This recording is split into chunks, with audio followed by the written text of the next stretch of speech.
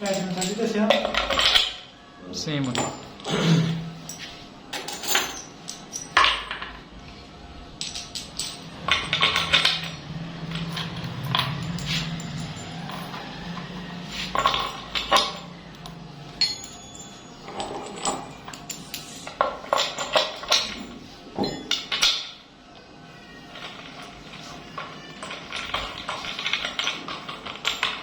ਖੱਬੇ ਹੱਥ ਨਾਲ ਖੋਲ੍ਹਦੇ ਨੇ ਖੱਬੀ ਨਹੀਂ ਸਾਈਡ ਉਹ ਜਿਹੜਾ ਬੰਦਾ ਹੱਥ ਵਿੱਚ ਸੈੱਟ ਹੋਇਆ ਉਹ ਜਿਹੜਾ ਪੇਟ ਰੱਖੇ ਨੇ